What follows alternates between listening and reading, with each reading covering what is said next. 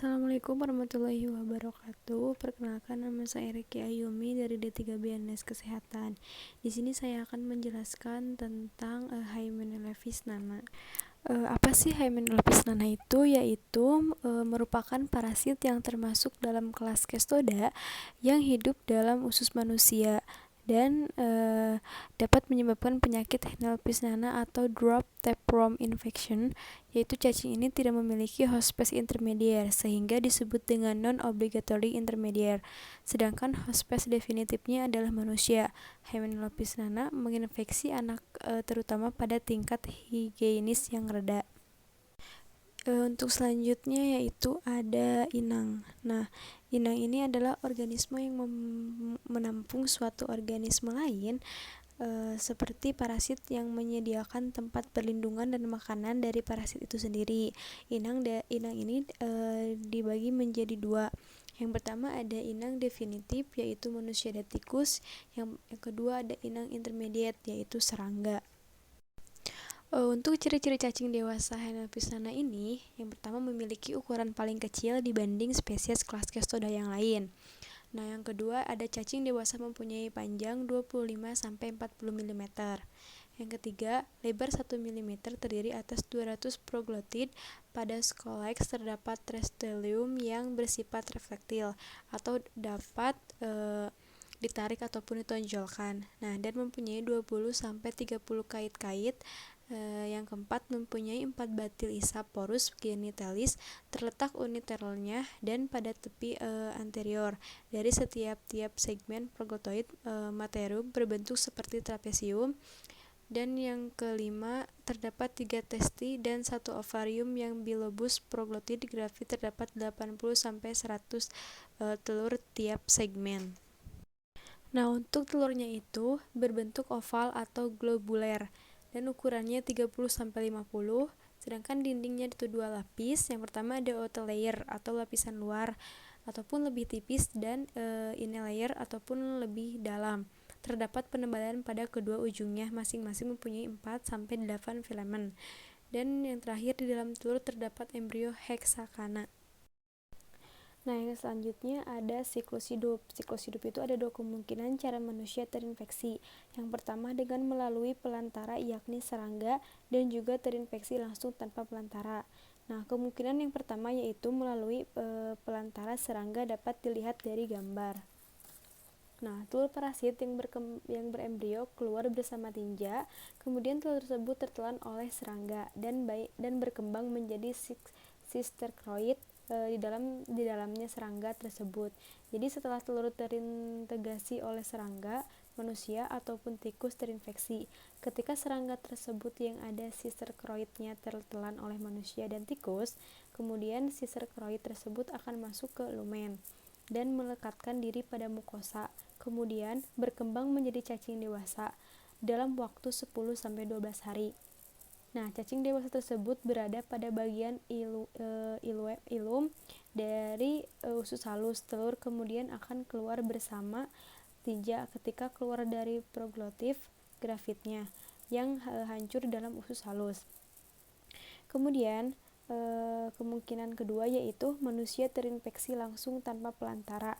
Yang pertama adalah telur parasit yang berembrio keluar bersama tinja, kemudian manusia ataupun tikus akan terinfeksi ketika memakan makanan yang sudah terkontaminasi oleh telur cacing ataupun karena tidak mencuci tangan yang sudah tercemar oleh telur cacing dan kemudian langsung makan. Nah, telur kemudian akan masuk dan menembus poli usus dan berkembang menjadi sistercoid. Nah, sistercoid ini kemudian masuk ke lumen dan meletakkan diri pada mukosa dan berkembang menjadi cacing dewasa. Cacing dewasa berada pada bagian ileum dari usus dan kemudian melepaskan proglotif grafitnya, dan telur pun keluar dari proglotif tersebut dan telur dikeluarkan bersama tinja. Nah, untuk selanjutnya di sini ada taksonomi Hymenopus nana.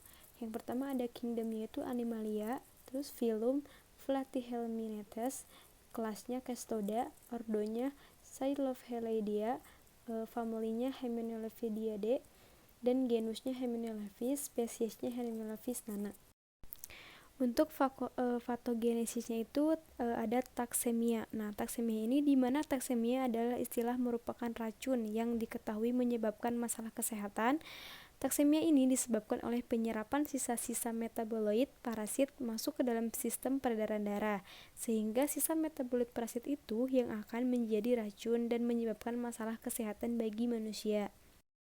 Nah, lanjut yaitu ada gejala klinis. Nah, gejala klinis ini adalah gejala yang disebabkan oleh cacing, yang diantaranya yaitu nyeri abdomen, diare, eosinofilia, dan penurunan berat badan. Nah, eosinofilia ini yaitu disebabkan karena eosinofil merupakan sejenis sel darah putih yang melawan penyakit atau infeksi dari suatu organisme seperti parasit, sehingga bisa menyebabkan kadar eosinofilnya tuh tinggi di dalam darah ataupun bisa disebut eosinofilia darah.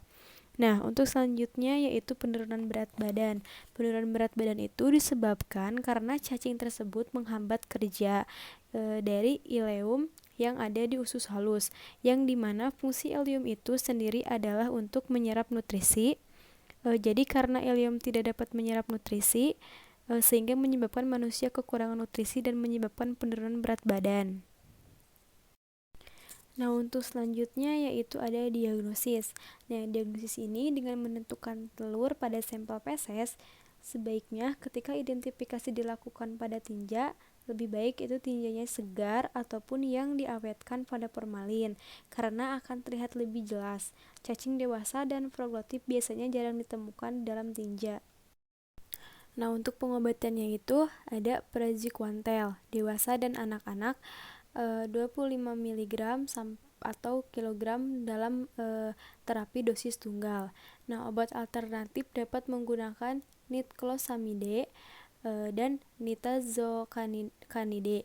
Nah, dosis niclosamidenya itu pada orang dewasa 2 gram dalam dosis tunggal selama 7 hari, anak-anak 11-34 kg, 1 gram dalam dosis tunggal pada sehari 1, kemudian 500 mg per hari secara oral selama 6 hari, anak-anak 34 kg, 1,5 gram dalam dosis tunggal pada hari 1, kemudian 1 gram per hari secara oral selama 6 hari. Nah, dosis nitazocanidenya itu pada orang dewasa 500 mg per oral 2 kali sehari selama 3 hari. Anak-anak berusia 12-47 bulan 100 mg per oral 2 kali sehari selama 3 hari. Anak-anak 4-11 tahun yaitu 200 mg per oral 2 kali sehari selama 3 hari. Sekian yang dapat saya sampaikan. Mohon maaf bila ada kesalahan ataupun kekurangannya. Wabillahi taufiq wal hidayah. Wassalamualaikum warahmatullahi wabarakatuh.